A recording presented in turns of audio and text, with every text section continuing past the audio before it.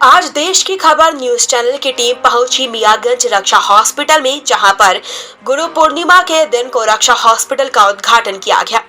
देखें इस खास रिपोर्ट को रविशंकर के साथ। उन्नाव मियागंज क्षेत्र में गुरु पूर्णिमा के दिन को रक्षा हॉस्पिटल का उद्घाटन किया गया, जिसमें उपस्थित रसूलाबाद के चेयरमैन नईमुद्दीन अंसारी ने रक्षा हॉस्पिटल का फीता काट कर शुभारंभ किया। नईमुद्दीन अंसारी चेयरमैन ने बताया कि रक्षा हॉस्पिटल एंड जच्चा बच्चा केंद्र में 24 घंटे इमरजेंसी सेवा भी उपलब्ध है, जिसमें एम्बुलेंस की भी सुविधा है और सभी प्रकार का इलाज किया जाता है। रक्षा हॉस्पिटल के विनय मिश्रा ने बताया कि रक्षा हॉस्पिटल में सभी प्रकार की सुविधा मिलेगी और सभी मरीजों को देखा जाता है। रसूलाबाद चेयरमैन नईमुद्दीन अंसारी, प्रवीण यादव, गुड्डू सिंह, विनय मिश्रा आदि लोग उपस्थित रहे।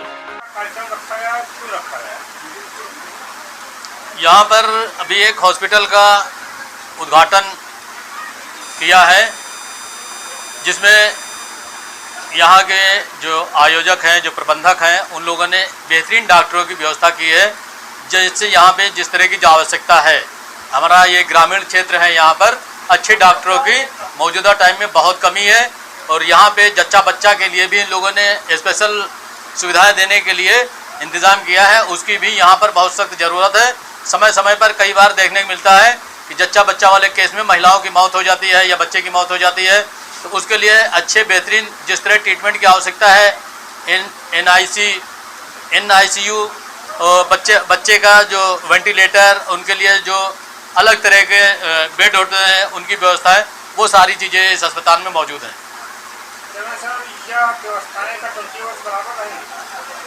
अब जहाँ तक आयोजकों का तो यही कहना है कि बेहतरीन से बेहतरीन अच्छे डॉक्टरों से सुसज्जित कर इस अस्पताल को अच्छी सुविधाएं देना, पब्लिक में सारी व्यवस्थाएं अच्छी पहुंचाना, अच्छी सेवा भाव से इन लोगों ने इस अस्पताल का आज उद्घाटन कराया है। तो एक सेवा भाव से, जिसमें पब्लिक को एक बेहतरीन सुविधाएं मिल सके, और इनका ये सेवा भाव और इनका ये अस्पताल।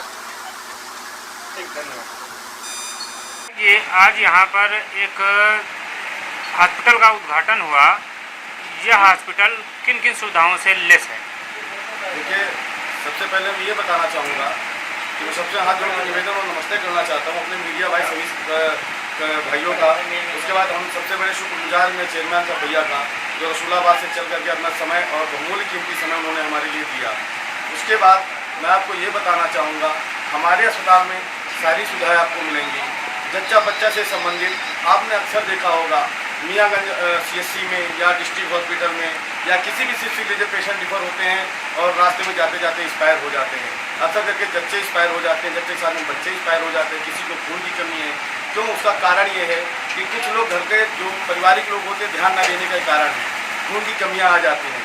हमारे पास आप इस तरह का खून की कमी का पेशेंट लेके आएंगे, आपको 24 आवर समय पर बेड की व्यवस्थाएँ मिलेंगी।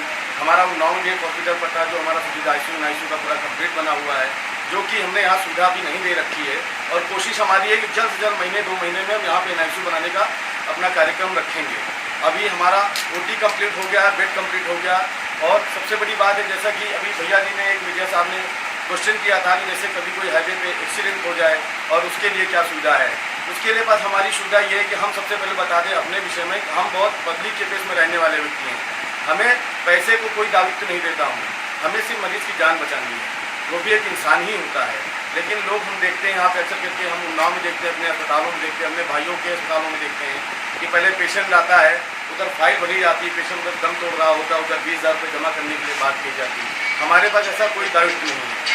आप सभी भाइयों से निवेदन करता हूँ, आप कभी भी हमारे लिए कुछ भी कहें, हमें कोई फर्क नहीं पड़ता है। आप जैसा चाहेंगे वैसा हम काम करेंगे, हम पैसे के लिए कोई दायित्व नहीं। आप जो भी कहें वो करें। बाकी सुविधाओं के मामले में आपने खुद देख लिया है हमारा अस्पताल, हमारे पास क्या सुविधा है। बाकी जो हमसे अच्छे से अच्छा बन पड़ेगा वो मैं आपके लिए करूँगा।